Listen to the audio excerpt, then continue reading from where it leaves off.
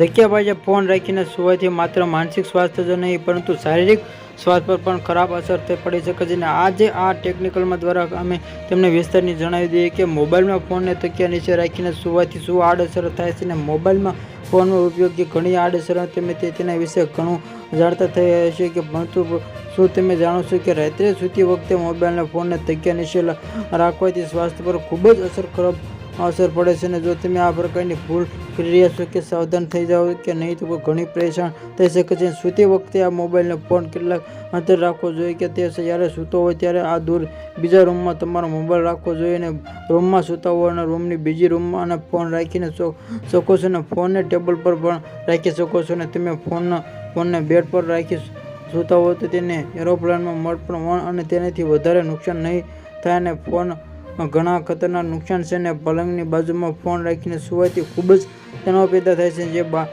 Mobile ફોનમાં નીકળતા radiation કારણે મગજના સ્નાયુનું નુકસાન થાય છે અને ડિપ્રેશન ફોનના કારણે વ્યક્તિની છાતી નીચે એન્ઝાઇટી સાથે ડિપ્રેશન રીતે ગંભીર બીમારીનો શિકાર બની શકે છે.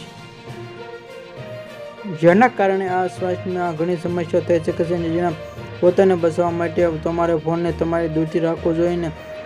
સ્લીપર ક્વોલિટી જો ફોનને એરોપ્લેન મોડ પર રહે છે તો તેનો વારંવાર આવતા નોટિફિકેશન અવાજ તમારી ઊંઘની ક્વોલિટીને ઘણી હદ સુધી બગાડી નાખે છે. અને આ સારી ઊંઘ ફોનમાં તકિયાને રાખો કે સવારે તે સ્વાઇન કેસમાં અને આ સ્વાઇન કેસ શિકાર બની શકો છો. Swine ફ્લૂનો case